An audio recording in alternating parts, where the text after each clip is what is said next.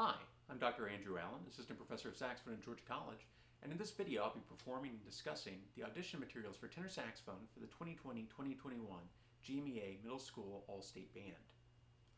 Please listen as I now perform the first part of the audition materials, the waltz.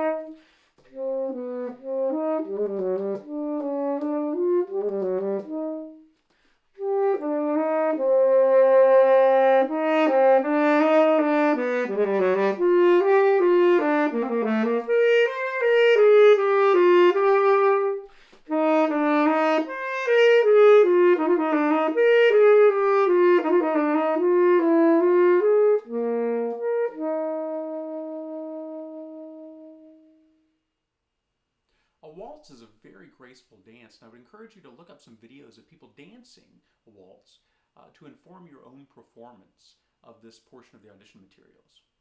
Often there's going to be a slight accent on the first beat, followed by weaker beats 2 and 3. Throughout, you need to keep that feeling of grace and beauty. Think about your phrases. Where are you going to breathe? Where are you not going to breathe? Think about playing with the most beautiful sound possible. And also think about using some nice vibrato. If you don't use vibrato yet, scroll down in my YouTube channel and take a look at my video on the subject to help you get started on that.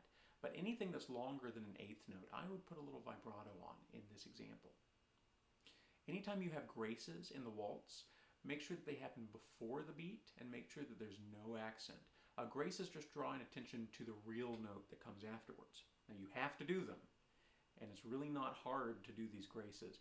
Play the underlying rhythm, play the underlying notes, and then once you're comfortable with that, just add the grace in lightly before the beat.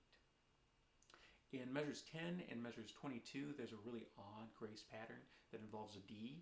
I wouldn't use the normal fingering for the D, and in fact, if you noticed in the video, I didn't either. Instead, I'd use the trill fingering for D, which you're fingering a C, and you're just going to lightly hit the middle palm key.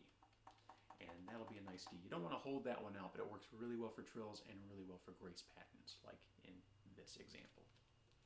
Bring out all of your dynamics in this example, and remember, you're probably going to be recording for your audition, so I would do a little recording in the meantime. Make sure that you can hear all those differences that you're trying to make, and if not, adjust. Now listen as I perform the Moderato giocoso.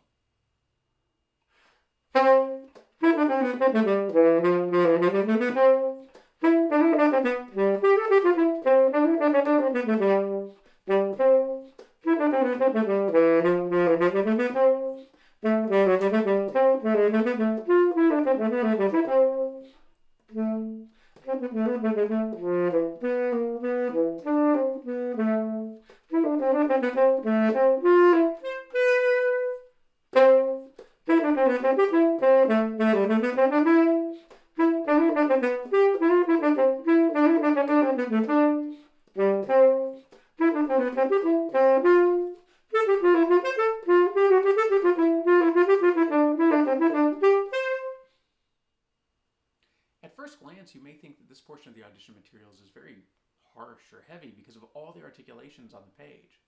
However, you need to understand that the title, Moderato giocoso, literally means moderate, so not too fast, and giocoso, which means joking. It's light, it's airy, it's just fun. So make sure that when you play it, it sounds that way. Do all the articulations on the page, but remember that they're very light. One of the best things to remember as you're practicing, first take very small chunks, start slow, and gradually work your way up to a faster tempo. But as you do it, slur a passage, focus on what your air is doing, make sure that it's constantly going through each note of the phrase, and there's lots of air behind your tone. And then add the articulations back in and make sure your air is still doing the same thing. Your air doesn't need to start and stop with your fingers or with your tongue. It needs to keep going no matter what. You're going to be blowing whole notes no matter what your tongue or your fingers are doing.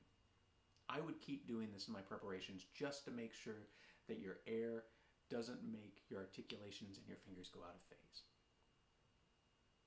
Beyond that, if you have any questions or concerns, please let me know. My contact info is at the end of this video, and I would love to hear from you. Also, perhaps we could even have a Zoom lesson if that would help. Until then, I wish you happy practicing and all the best of luck.